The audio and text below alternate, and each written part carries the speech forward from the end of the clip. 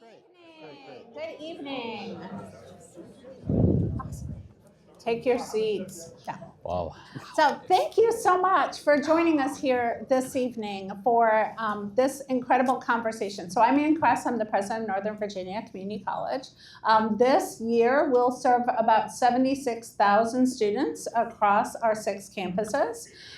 We are grateful to be not just a thought leader, but an action leader across higher education, across community colleges, across the region, across the Commonwealth. We are delighted to welcome Kathleen deLaski, whose book, Who Needs College Anymore, is the subject of tonight's conversation. And so I want to begin by welcoming you and also thanking our sponsors for this evening from Brown Advisors. I think you're here somewhere. I want to thank you. Yay! Thank you so much. Thank you. We have amazing supporters in the room, and I can't name everyone, but I do want to call out our foundation board and our college board for always supporting and advocating for NOVA, and so they are here tonight. So if you're part of the college board or the foundation board, can you raise your hand and let us thank you for supporting our students always.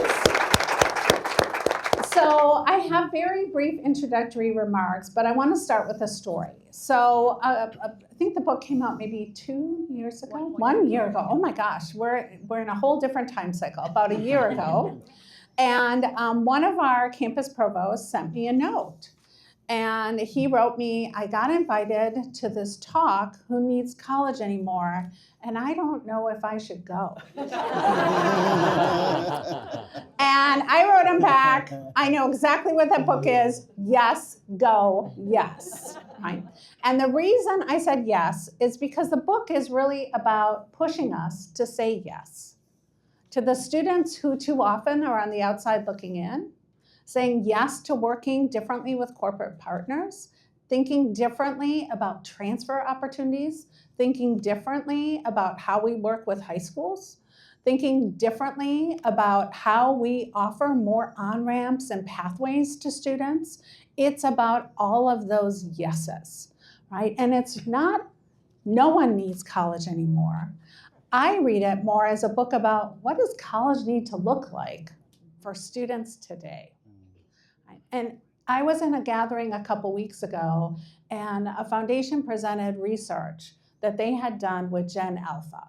So these are those individuals who are 12 years or younger, right? So they're not our very next students, they're the ones after that. And so there was a survey about their attitudes with college.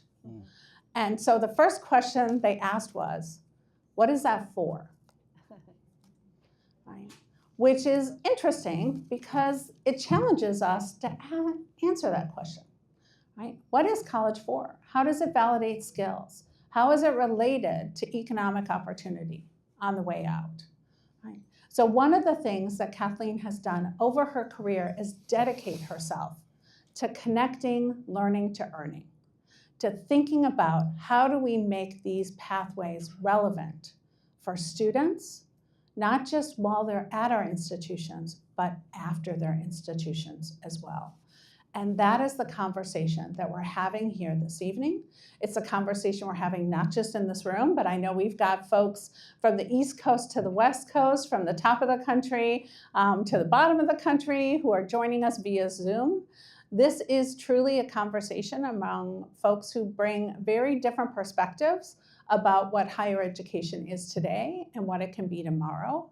And that's really what we're here for, that discussion that pushes us more and more to say yes, so that our students, the ones we see today and the ones we should be seeing, can realize actual, transformational, meaningful economic changes in their lives that change not just their futures, but the futures of their families, their neighborhoods, and their regions. Right? We are here to talk about saying yes. So who needs college anymore? Well, yes, they need some version of it, but what does that look like? And those will be our questions. So we will have an amazing moderator tonight, Ji-Heng Lee. He looks up to the task. Ji-Heng is the CEO of the Association of Community College Trustees. He is a voice in DC for more than 500 community colleges and their boards, helping to tell the story, the amazing American story of community colleges and what we do every single day to support our students' success and to help them live bolder and brighter futures, as we say here at NOVA.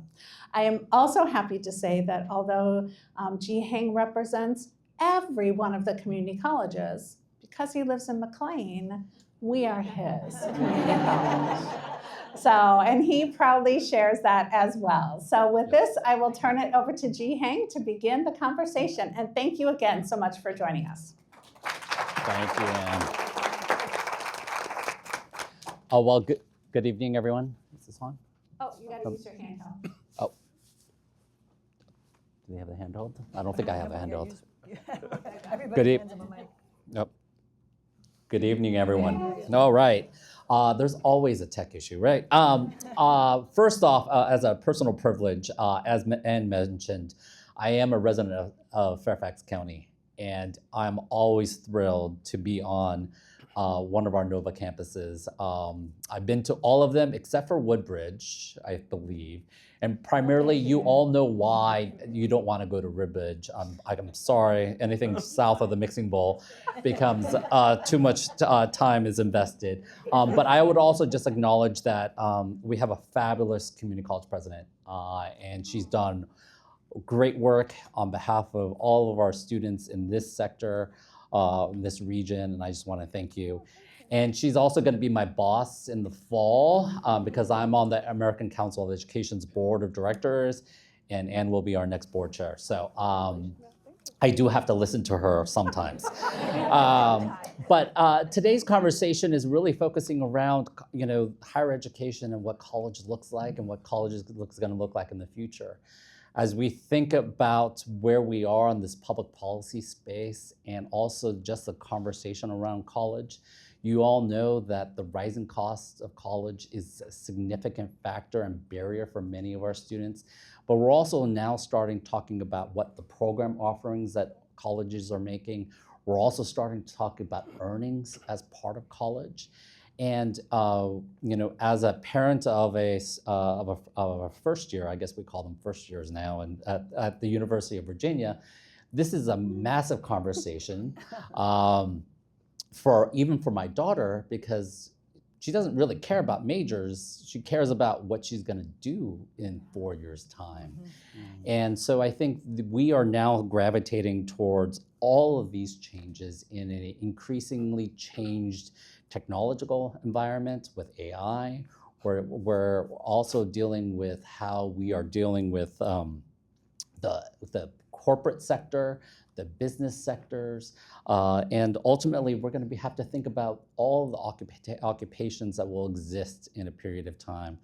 If you just go on Google, for an example, and you just put what are the top 10 occupations that are resistant to AI, those are programs that exist primarily on community college campuses. Mm-hmm. And so as we think about where we go with higher education, there's so much change, and like Anne said, we're going to have to be very cognizant of all the things that will be impacting our students, and hopefully provide them some support. So as part of the discussion today, we're going to be talking about 4 thematic themes for you all. So one is thinking about the micro-credentials and certifications. As we think about, instead of a 4-year journey or a 6-year journey, as with the master's degree programs, how can we support the journey of individual students through their progression in the workforce? We'll also be talking about work-based learning and apprenticeships. That is something that is more has come into the vogue, I would say, in the last 10 years or so, in the last decade, especially in the interconnection of employers with our community colleges and with higher education. And then we have to think more collectively about what lifelong learning looks like, and that continual support and education that everyone pursues to broaden their workforce and career aspirations. And then lastly is about hybrid learning opportunities. We all, for us in Fairfax County, we all lived through the hybrid period of time in 2020, 2021, 2022. And so, but that is just at the K through 12 level. What does this look like? And how do we have flex hybrid? What programs can be hybrid? And so that will be a fascinating conversation. But it is my pleasure to introduce our panel here today. Oops. I'm joined to my immediate left by Zach Boren, who's the Senior Vice President for Apprenticeships for America. And then our featured guest, Kathleen deLaski, founder and board chair of the Education Design Lab and author of the Who Needs College Anymore. Our host, and Kress, president of Northern Virginia Community College, and Josh Weissman, who's a director for data center delivery at Amazon Web Services, AWS. So with that, I guess we'll start with our featured conversation. So just a question for Kathleen. Your book suggests we're moving away from a one-and-done educational model toward a lifelong stepladder of learning. What are the biggest forces pushing that education system to rethink the traditional degree model? Well, first I want to say thank you for planning this event and having me. And I'm so glad that it's here at Northern Virginia Community College, because I really, my book's subtitle is Imagining a Future Where Degrees Won't Matter. And I feel like the outlines of that, when I think about, when I get asked about where is that happening, it's happening here. And I think you'll hear about that today. You've seen it or heard about it before. But it's not a coincidence that several of the people I interview, including probably the student that has been the most famous coming out of the book in terms of a story that I tell, is from Northern Virginia, took classes at Nova, and it really warms my heart, because I like Jihan am from here, and I grew up here. I grew up in Fairfax and had my first internship in the Annandale campus of Nova, which launched my television career, which was my first career. So, wow, I feel very good to be here.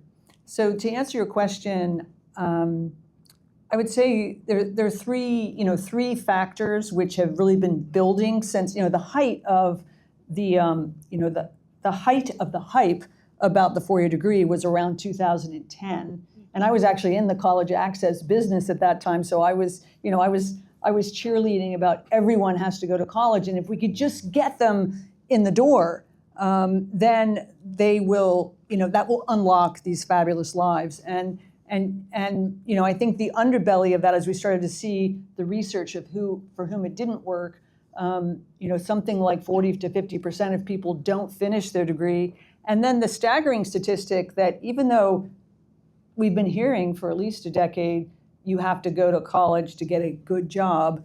60% of Americans don't have that four-year degree.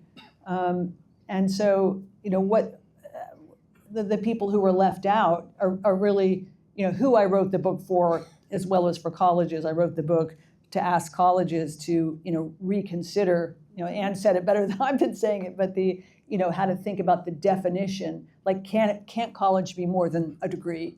Doesn't have to be the only offering, right? But I would say if I had to sum up the three forces, I would say affordability, because that noise has gotten louder and louder. And even if you can get a very affordable degree like you can here, the narrative is that college is so expensive. And I went around the country interviewing young people, and that's certainly the message, unless their families are from some money. If they're going to have to pay for it, or they feel like they're going to have to put their parents in stress to pay for it, they're looking for options. So affordability, I think, is number one, front and center. The second that's really gained steam in the last decade is relevance. This idea that, okay, I could go and major in history or English. I majored in English. And I'm still a huge proponent of that when you can, but it doesn't seem relevant. Like your 12-year-old alpha, Gen Alpha, that's asking the question, well, what would that be for?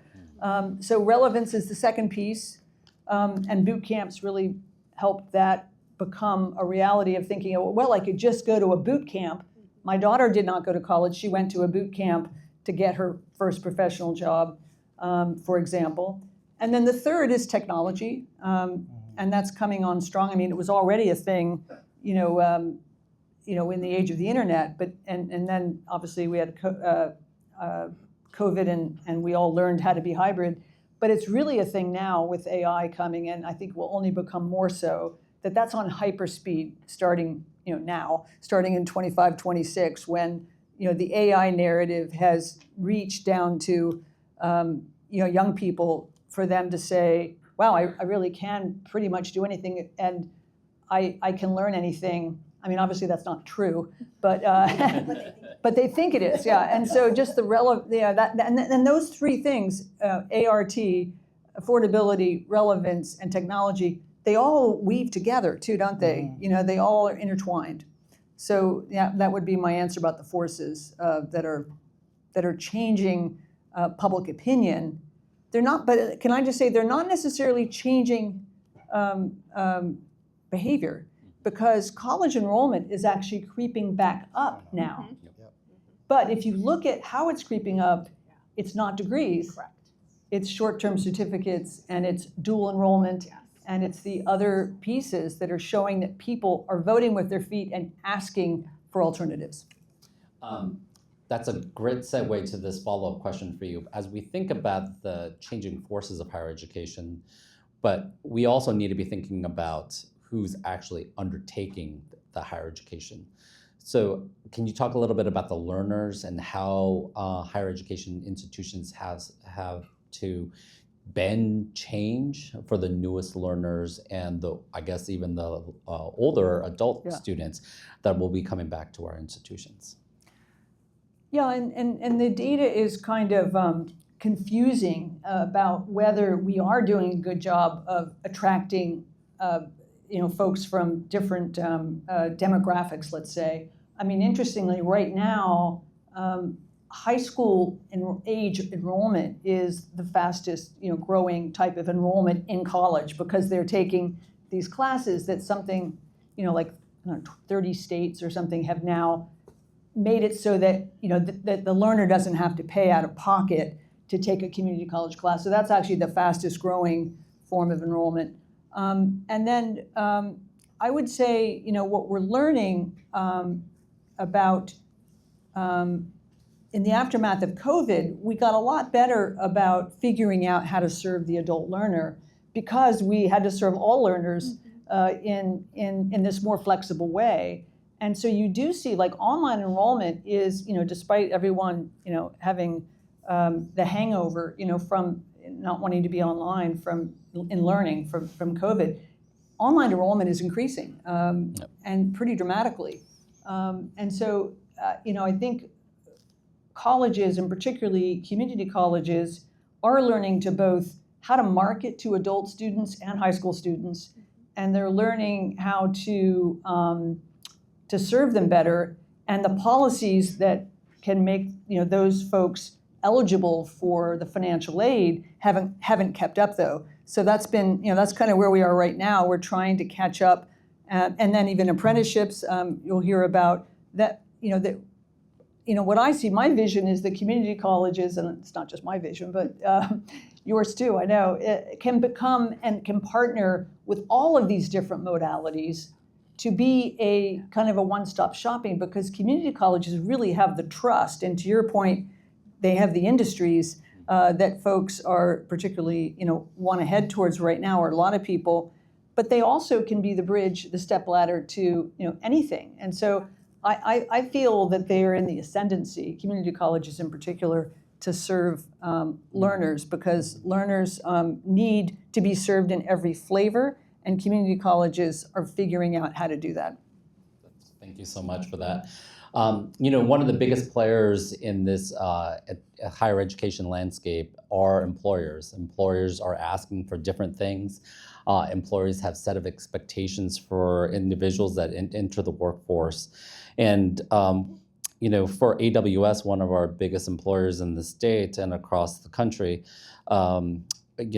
as with as technology, with the technology sector, companies are embracing skills-based learning, skills-based hiring. And I guess a question for you, Josh, are how are employers redefining job readiness today? And what matters more now, degrees, certification, portfolios, or hands-on experiences? Thanks for the question. First of all, this is really cool for me because I went to Nova. I won't say how many 20 plus years ago I went to Nova, but I also never went to the Woodbridge campus. But I like the Woodbridge campus. I like the campus. I just never went. I don't know. I've never been there, but I'm sure it's lovely. Okay. I spent most of my time in Annandale and Sterling and Manassas. So I did the Nova to George Mason bridge program, which was. Great. And I'm going to answer your question in a sort of a hopefully unique kind of way on what employers are looking for. I'm fortunate enough to run a good-sized organization at AWS, and I lead our data center planning and delivery org for all of our data center development nationwide. And I get to meet all kinds of folks from trades, folks that really live in the field and get to build, and then I have folks that sit in the corporate location. And I try to meet. I have a very open door policy. I don't really care how old you are or how long you've been at Amazon or what your background is. I want to meet with anyone who wants to chat with me. And what I find is that a lot of people ask me this question: what does it take for me to get promoted? That's usually an early career question. And I've had 20-something years to perfect my answer, and it's still far from perfect. But I've come to this one that I've been using now for a couple of years, so I think it might be the one I'm going to stick with, which is you have to be really good at what you do, which means you're passionate about it. And you can fake it probably for only so long before you go, I don't know that I love what I'm doing. And it becomes obvious to you, and then it becomes obvious to people that you work with and your management team that you might be very good at what you're doing. And this isn't one of those conversations where you got to go. You might be very good at what you do, but the passion's not there. And when the passion's not there, it's hard to put that extra little bit in. And for me, when I went to Nova 8 years ago, whatever it was, I didn't know what I wanted to do. And I used the opportunity it was flexible back then, and it remains flexible now, but I worked full time. I built my schedule around my college schedule around my personal life, where a lot of students that do the traditional four-year university. I have a son right now at Arizona State University, and he's doing the traditional thing, and that's his thing. My 13-year-old asked me why he has to go to college, because he's just going to be rich. And then I ask him how, and he goes, I don't know, I'll figure that part out. And it's to the passion thing. Like, it doesn't really work that way. And so I got a chance at Nova to experiment and take classes. I'm sure the tuitions are a little bit more expensive than I went, but for $50 a credit hour, or maybe 42, I could play around and see what I was going to be passionate about. And to me, when you ask what employers are looking for, it depends. Look, it's no secret that at the top of the funnel, the recruiting funnel, we are still skewed towards the education, and that's what gets folks in the door. But me personally, when I am interviewing folks, and I interview a lot of folks, I don't look at their educational background. I mean, I skim through their resume, but resumes are great. I skim through it. But I want to hear about the passion. I want to see the experience. I want to see the continued education, whether it's for professional development or even personal development. I took classes at Nova to learn how to do a thing because I had this learn and be curious gene about me, and I want to keep learning. And that's what a place like Nova and other community colleges that are following that model bring. And so when I'm talking to folks, I want to hear the passion. I want to hear the continued education. I want to hear how they're not exactly sure maybe where they ultimately want to be, but they just want to work really hard and find their place. And so our partnership with Nova, where we brought in several hundred folks through a joint program between Amazon and Nova, we bring folks in earlier in their career. We give them an opportunity to learn about data centers, but it's not about data centers. They get to learn about electrical infrastructure and mechanical infrastructure and fiber infrastructure. And if they want to learn about land development, we can show them that too. And if they want to get the formal education about those things while they're doing it, you come here and you do it at the same time. And that's like, hopefully I answered your question, and I got a little thing about me too, which is cool because I love being back at Nova. It was sort of really weird to pull back into the campus. I haven't been back in such a long time. But that's what I'm looking for. I'm looking for people that are like just motivated to learn and are passionate about what they do. Yeah, that's great, and I did love your story about your son, your 13-year-old. They'll just be rich. Yeah. Yeah. I will just as a personal note, my son, who's much older now, he's 16 now, but when he was a 10-year-old, he told me that he was going to get rich by creating apps to help sell houses. And at that point, I was just like, dude, I did not have it in me to tell him that Zillow, Realtor.com, Redfin all existed, and I just nodded and said, "You will do well." But as a major employer, I think one of the things that our institutions are always grappling with is how to be more attuned with our workforce partners, our business partners. So if you have any recommendations for our institutions on how to be more nimble and meet the demands of all of our business partners. That's a tough question, but a good question. And I think I think part of it is, I got a business card earlier. I think it's to ask, because you don't. It's again, I give this to these new hires that join and I meet with, and I say, like, you don't have to figure everything out on your own. Like, you have a network of people around you that have been in your shoes, and you should ask for help. I mean, don't just give up on day one and roll over and say, I can't do this. Like, you got to try a little bit. But when you really have a question, like, ask. And so I would beg industry, or I would beg these college institutions to reach out to folks like me and others in these companies and ask what I need. I will be happy to sit down with you. We have, and build joint curriculums, because what I read about, what I need in the newspaper, and what I am living every day on what I really need are very often, not always, often very different things. And so for those that are watching out there, like, from other universities or other colleges, community colleges, please reach out to ask. It's the best thing that I get to do is meet with partners in colleges. We're building in Indiana right now, and we are forming a partnership with Notre Dame, and I get to work with them in a very similar capacity, and I get to help sort of build the next round of contributors and students that are going to be giving back, whether it's in the field doing a trade or doing more of a corporate type role, to help to get to shape that is actually a pleasure, not an inconvenience. And so please ask. That's a great response, and I know that Nova has a business entity that coalition that they work with, correct? Well, we work with a number of different entities. So we have a great partnership with AWS. We have our Vice President of Strategy, Research, and Workforce Innovation, Steve Partridge, is here. We have a Business Engagement Center. Yep. And I forget at this point how many businesses have opted in. It's more than 5,000.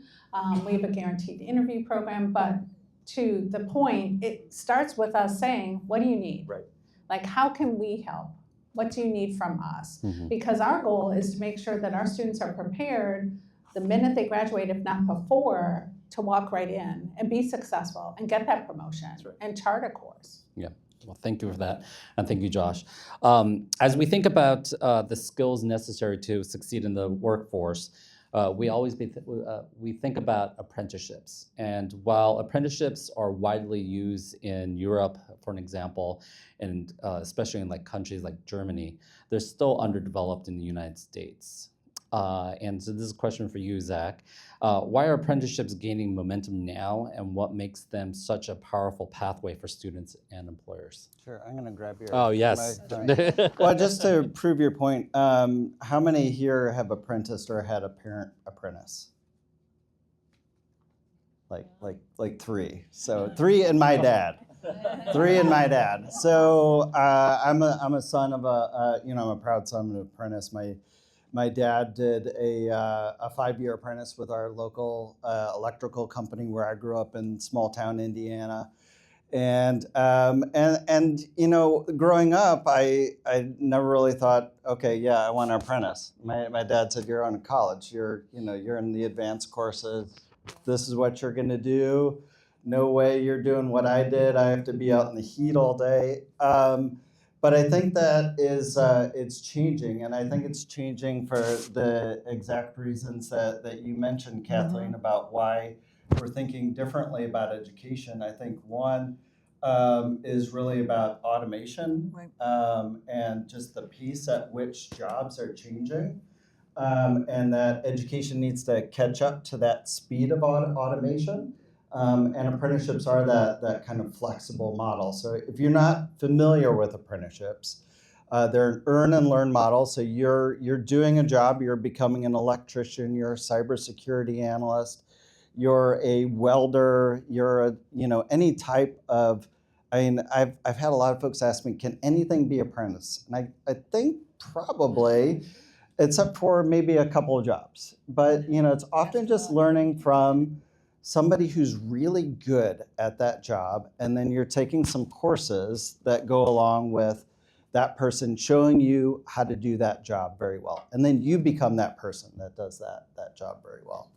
I think the other thing that why they're becoming more popular is what we hit off early on, which was really skepticism around Gen Z, around is college actually paying off? And they've seen some of their peers be well in debt and not, driving a Lyft. My Lyft driver tonight has a degree in psychology. She was doged, and now this is her way to figure out what's next.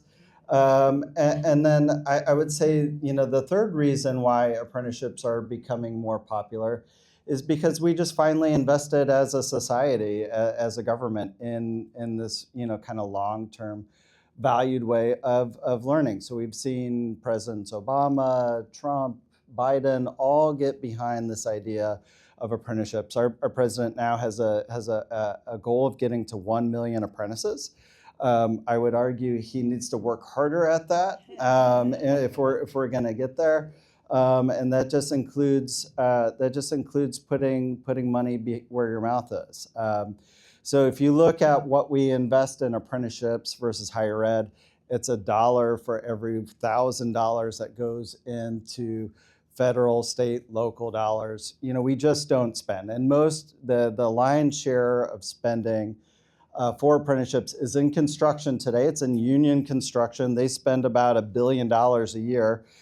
Compare that to what the federal government spends, it's about $285 million. And then you have a couple states that are starting to find this to be of value, because this is the way we get people that are much needed into these very high-paying trades jobs, which I was just reading in the New York Times this morning are becoming more scarce. That maybe we're even plateauing there too, which is sort of frightening, because we've been telling our white collar folks, well, if you can't make it in white collar, go to blue collar. Well, that's tightening up now too. So I'll leave it there.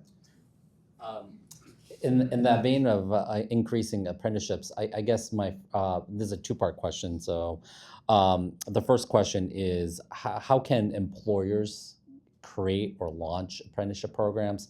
And then the second piece of this puzzle is like from a college level, how can colleges expand upon those opportunities and grow those opportunities? Sure.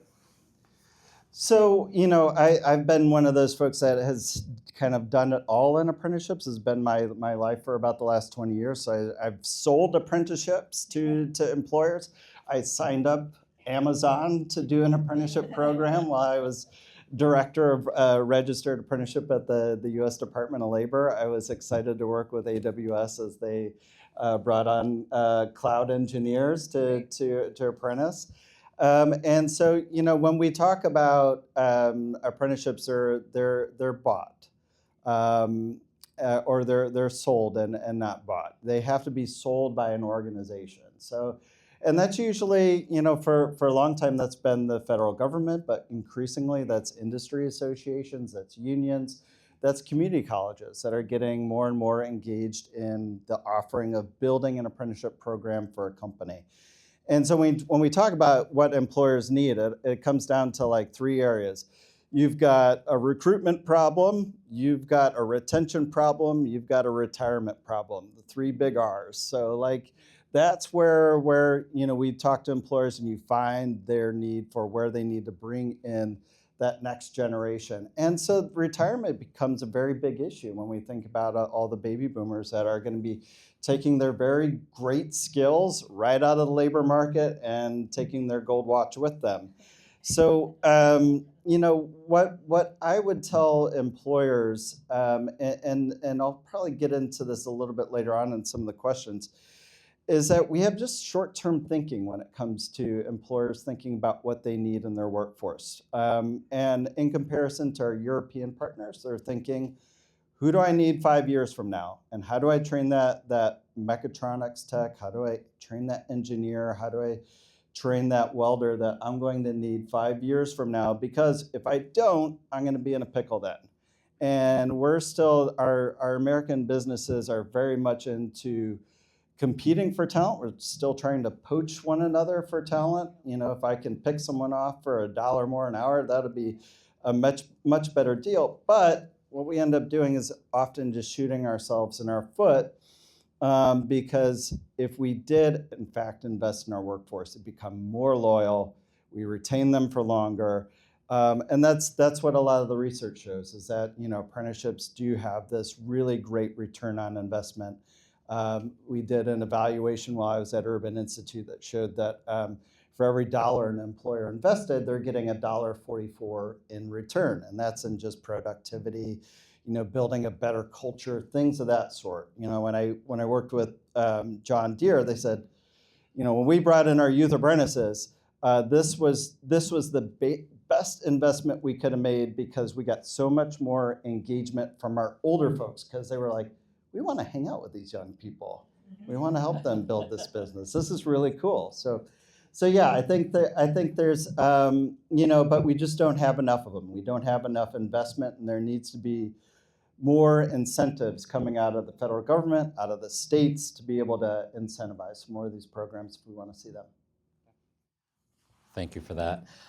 As we think about the educational partners that exist in regions and in communities, we think about community colleges as the biggest powerhouses to support the broadening educational journey for many of our students.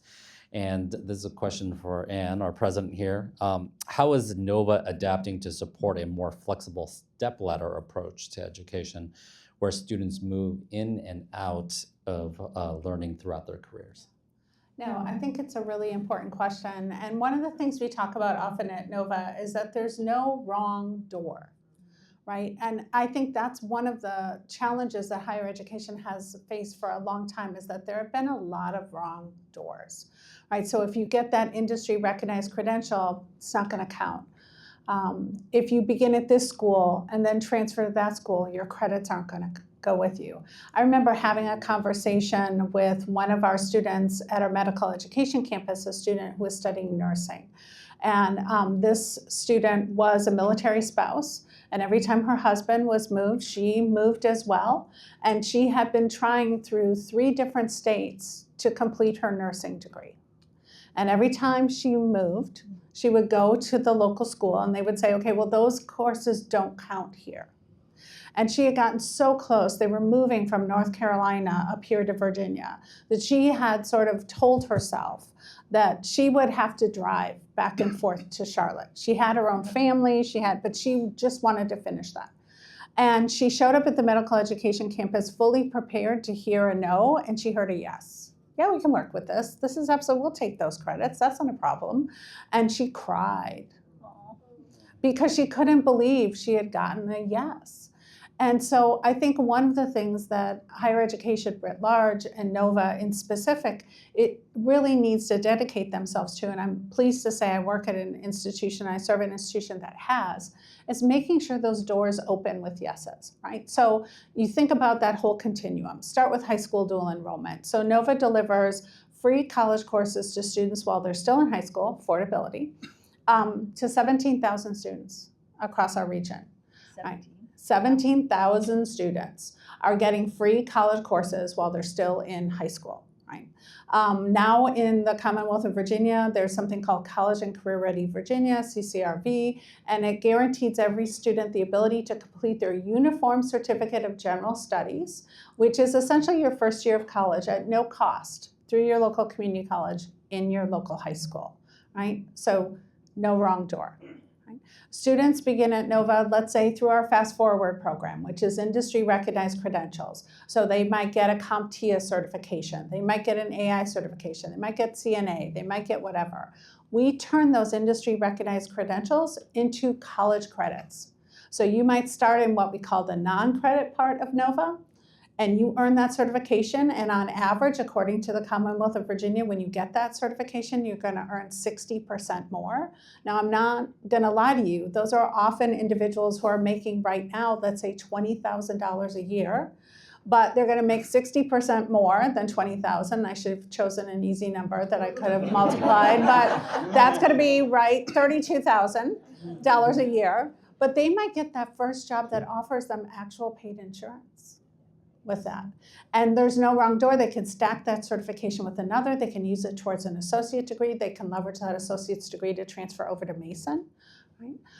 When you look at community colleges, those industry partnerships, looking at those career pathway programs that, again, may lead you anywhere, right? So I'll mention just our partnership with Mason. We send 3,800 students a year to George Mason University as a transfer. Most of the students are transferring under what we call Advance.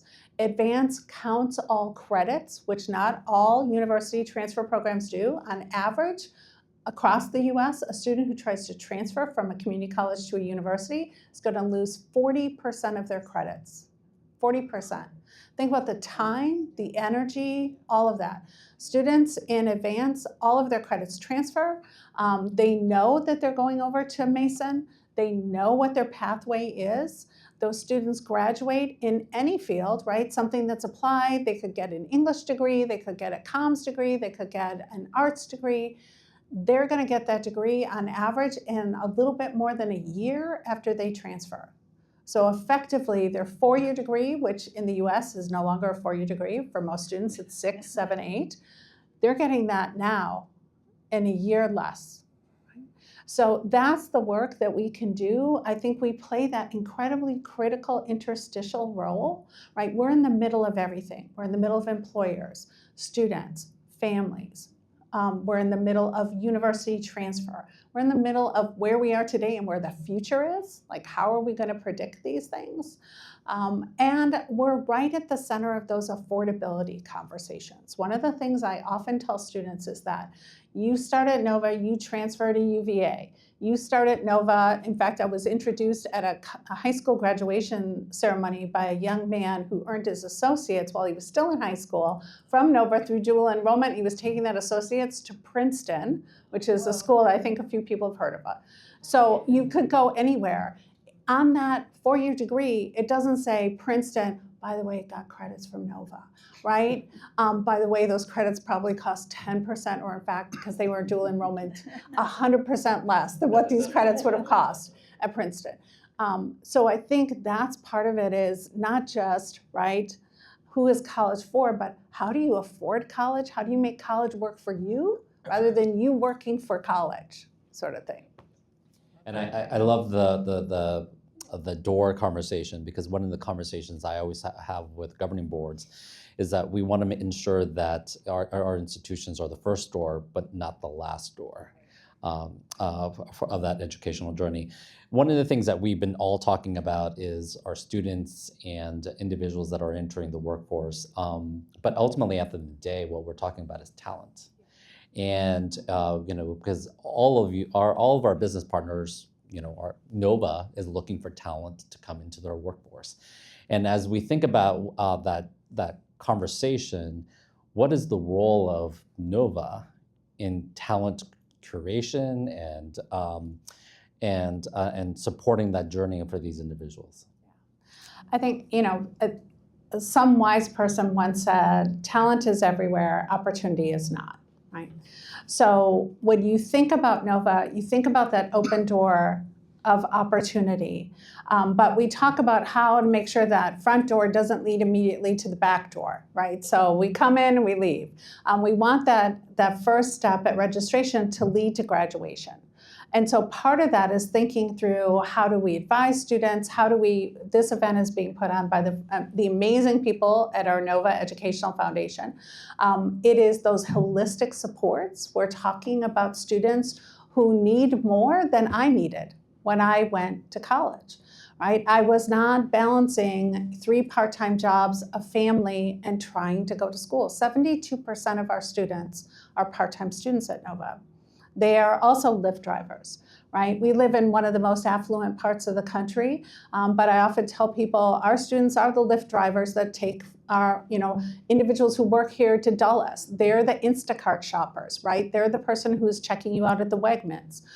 So these are students who are incredibly busy. So providing those holistic supports, right? Well beyond advising and coaching, but emergency grants, food pantries, childcare support, right? That's part of what we need to do to make sure that students who have those incredible talents can realize them in meaningful ways, right? Simply saying we're affordable because our tuition is lower than Mason isn't enough, right? I often say, every dollar that a student invests in their tuition at Nova will return $8.70 according to an independent economic impact study. But that really doesn't matter if you don't have that first dollar. Right? And so our foundation supports, the state supports great programs like G3, which is a workforce scholarship program, supports Fast Forward. So I do think one of the things that community colleges have really been focused on, and I really want to thank ACCT for this as well, is thinking about our whole student, right? Not just what happens in the classroom, in the lab, in the office, but what gets you to the classroom, lab, and office? What keeps you there? What supports do you need? Because that's incredibly critical, because what we're seeing is that this is learning, right? And it's iterative, and we're gonna have to keep coming back to build those skills, but the supports need to be there to make that learning possible. Thank you for that, because as we think about the holistic student, we have student parents, we have part-time students, most of our students are working, even if they're full-time. So providing that context is especially important as we support students through the journey. This is just a question for the full panel, and I'll give you the microphone back so you can also talk. Community colleges exist in this arena, especially in the Commonwealth, as a public institution of higher education. Obviously, we're very close to our students and our employers. But the question is, what do we need in terms of a policy change, funding change, or even governance change to ensure that we are more effective in the job that we're doing on a day-to-day basis? Well, I can start on that one. I am excited by the description that you just gave, Anne, because it sort of brings to life the sort of call to action that I describe in the book, which is that community colleges are best positioned to become the real talent hubs of their communities. You've been living it for a while, so I wasn't it wasn't a crystal ball. It was like looking at what you're actually doing. But in many places, this is an aspiration rather than an explanation of what's going on. And the reason that I think it's so exciting is that you are creating a situation where you're breaking down the silos that were high schools, colleges, workforce development, like government services and employers. You're breaking that down, and you're describing a situation where we're weaving in and out.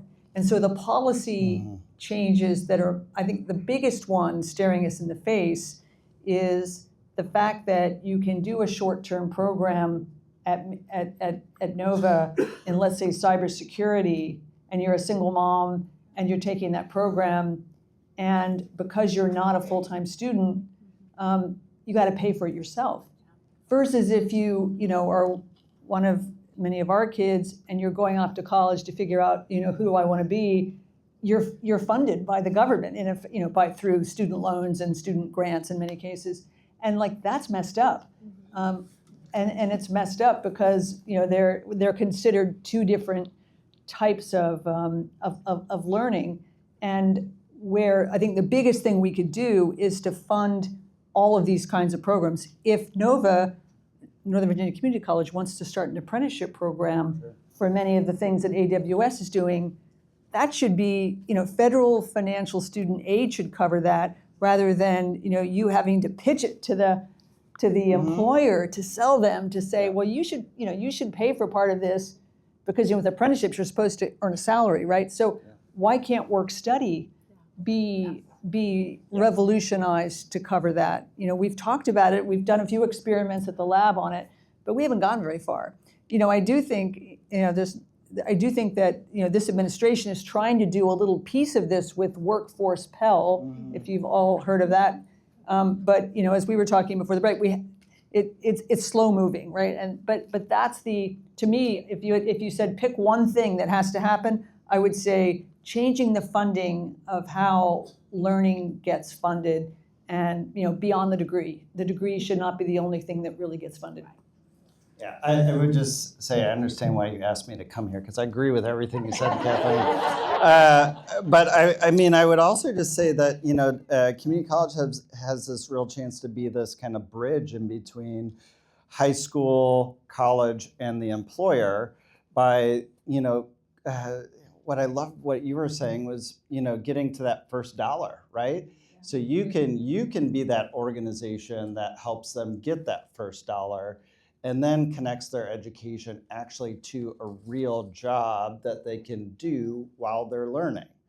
And I think that's a real advantage for community colleges, that they can pivot into what the local labor market actually really requires, and then use those great tools at your disposal, like federal work study, that instead of funding cafeterias and libraries, let's actually fund someone's salary at AWS or wherever they want to work while they're finishing their associates. And then furthermore, to this longer lifelong learning trajectory is actually connecting apprenticeships to degrees, because ultimately, like that, we have a lot of folks here that we're still deep believers in a degree, and the data still shows you're going to earn 76% more if you have that degree behind your name than if you don't. And so that's really going to bear out over the long term. So getting that work experience, because employers are really going to require that for you to just even get a foot in the door, and Nova's going to be able to be that facilitator to getting that foot in the door by developing these earn and learn programs kind of going forward. So I would just encourage you all to think about how you blend the traditional learning with kind of the hands-on practical. I'm sure you all are doing a lot of that today.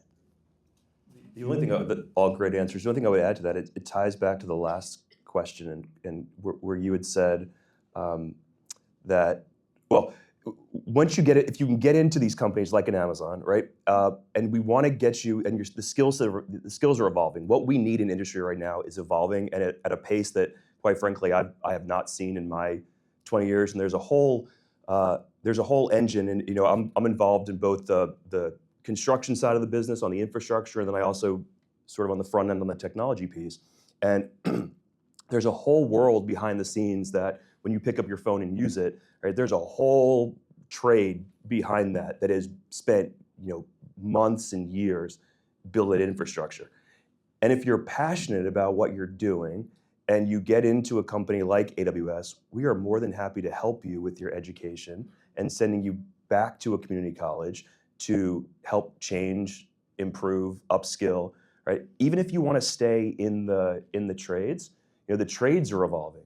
And so it doesn't just have to rely on, I agree with everything that's been said, but companies, when they see that passion in that person that wants to learn, we are more than happy to help those employees/students upskill and really help excel their career. So the one thing I would add, I could talk about this forever, but if you look at the federal financial aid model, it is still set up with, it's like we were in Leave It to Beaver, right? Yeah. Hey, Ma, I'm going to take off my leather jacket and go to college now, straight from high school, and I'm going to go full-time in a residential institution where it's always fall and all the buildings are made of red brick. And the reality of today's learner does not look like that. The majority of anyone in higher education today, it doesn't matter, community college or four-year institution, they're part-time commuter students. That is not the way federal financial aid is set up to support those students. They've got families. It's not set up for that. They stop out, they come back. They get a degree, the world changes. They need to come back. It's not set up for that. Right. So one of the big challenges I think that we need to address is we need to make sure that the funding that's available maps to the reality of what's happening in the economy and in the lives of the students who are trying to access it, and honor all those pathways. Right. I am not against college degrees. I have 4 of them, and I'm all but dissertation in another, and 3 of them are in English. So, but you know, I also went to college at a time when, you know, I can tell you my first year of tuition at the University of Florida, which I could not afford, I needed a scholarship for, was $600 for a full-time student for a full year. And I didn't go to school in 1919, right? So costs have dramatically escalated, which is another reason why folks are looking for different pathways. But those pathways need that seed funding at the front end to help students move forward, whether that's students 18, 28, 48. Thank you for those responses. So I've been told this is the lightning round section of the Q&A. So my panelists will know what that means. And so I guess the best question of the questions that were provided to me is, 10 years from now, what will the phrase "going to college" mean? This is the lightning round. Okay, I'll go first. So when I started the Education Design Lab, somebody said to me, wow, you know, college is changing dramatically.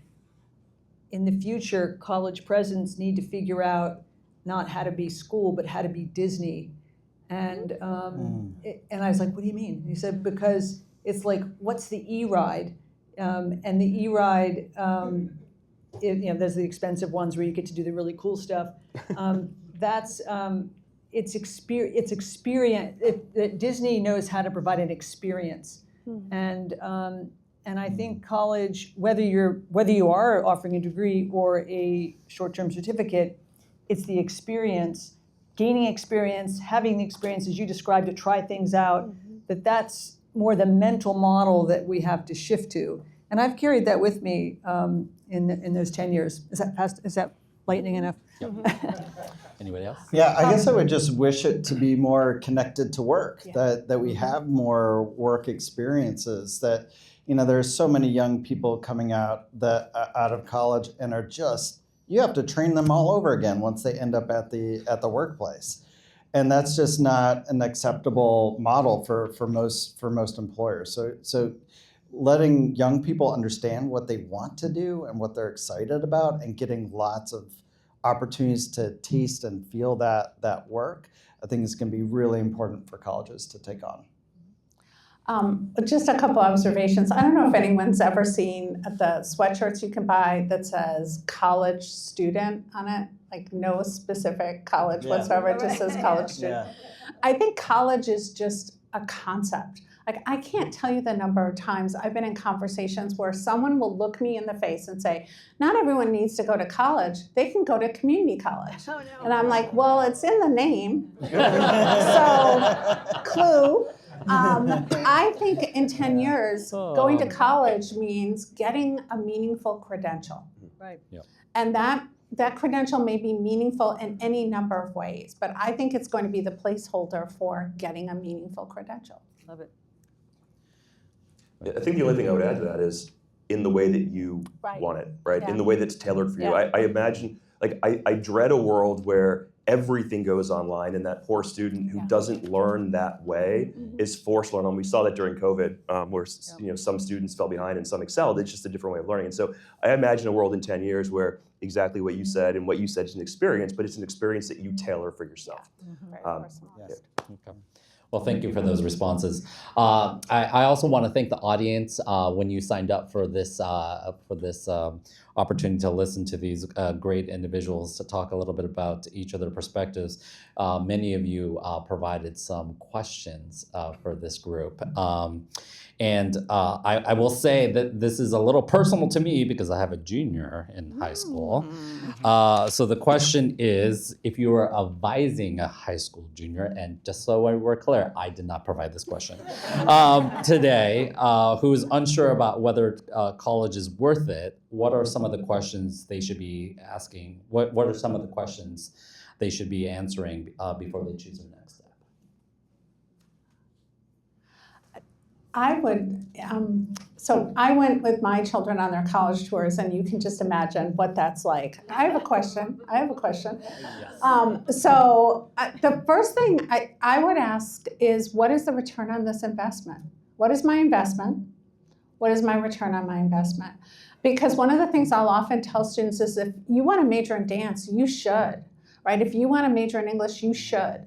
But you also need to think about what you're going to pay for that degree and what you're going to make with that degree, because you should go to a public university in your own state, right? You should start at a community college. So those are the questions that I would ask, because there's a university not too far from us that's pushing over $100,000 this year for a year of college. This is the sector I work in, and I don't get it. So, that's something that everyone should ask. I would advise a junior to go out and shadow some, like 5 people. Yeah. Just go to 5 businesses and say, can I hang out with you for the day? This is what they do in Switzerland. That you're required to do this thing they call the sniff test. So in Switzerland, 70% of young people, and when you're like 14 or 15 years old, you have to decide, are you going to go to college, or 25% do, and the rest go to go do their apprenticeship, and you're required to go into various places that are like in your backyard. I mean, I remember growing up not knowing what anyone did but my dad and maybe like my neighbors, because their trucks were sitting out in their driveway. I didn't know really anyone that went to college other than my rich uncle, and I didn't really know what he did because he was in New York. So, I mean, that's, I really do believe that we've got to send kids into the workplace in order for them to just understand what work is. So I'll add that when I wrote my book, which is, as you know, is called Who Needs College Anymore, I asked people to emphasize the word who, not just who needs college anymore, but emphasize who needs college anymore, because it's the book approaches it through a human-centered design to ask about the individual. And I have a chapter which is also called Who Needs College Anymore, that is actually takes personas, which is a way that you look at typologies of people and their situations, and ask. And I give 4 categories of people who do need. Data has shown absolutely degree makes the most sense, and 4 categories where maybe, but maybe not. Maybe you could afford to skip it. And I don't have time to go through those categories now, but I'll just say the advice I would give to a junior in high school is, if mom and dad are funding, you should absolutely use it, bearing in advice all these other things that have been said, as an exploration opportunity, coming of age opportunity.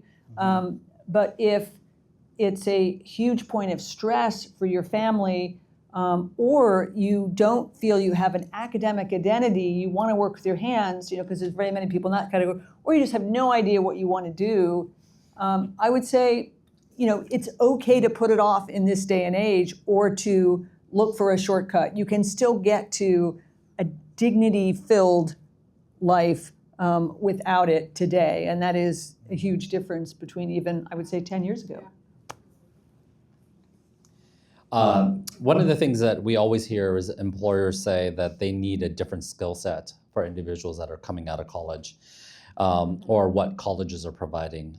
From your perspective, what are some of the biggest barriers preventing that broader, deeper collaboration between the needs of employers and higher education at large?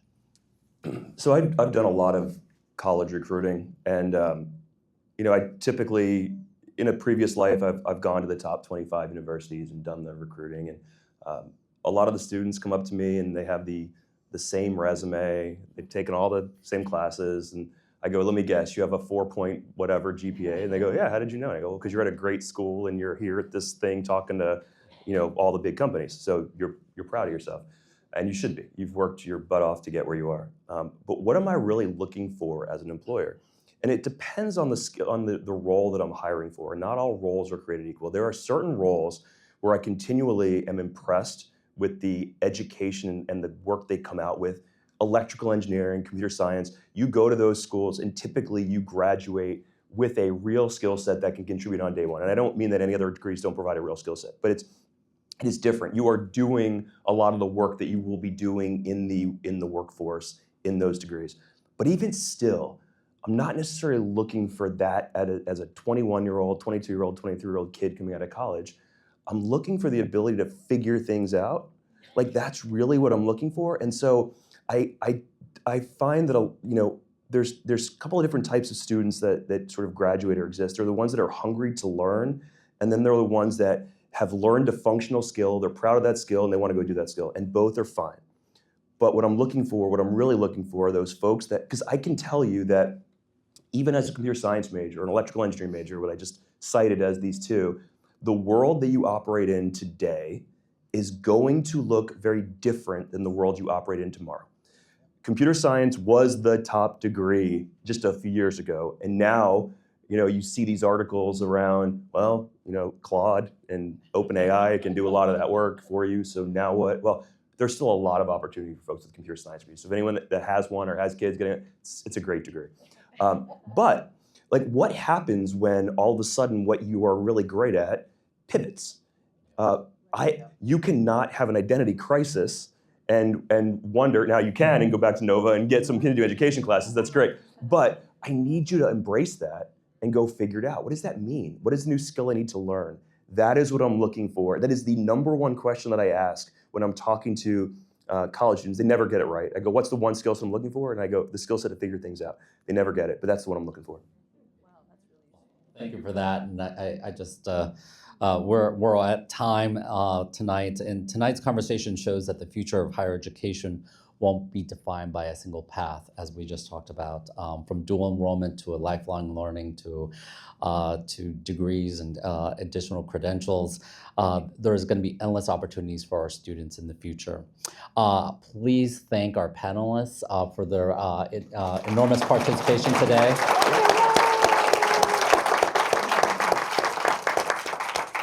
I do want to invite all of you to join us for the post-reception. That's going to be across the hall, I think, or across the buildings. And in addition, you'll have a chance to meet Kathleen and also purchase her book, Who Needs College Anymore? Who needs college anymore? Imagining a future where degrees won't matter. And she will also be doing a book signing. So thank you again for joining us this evening. Can I take a host prerogative and just invite everyone to join me in thanking our incredible foundation staff for making tonight possible?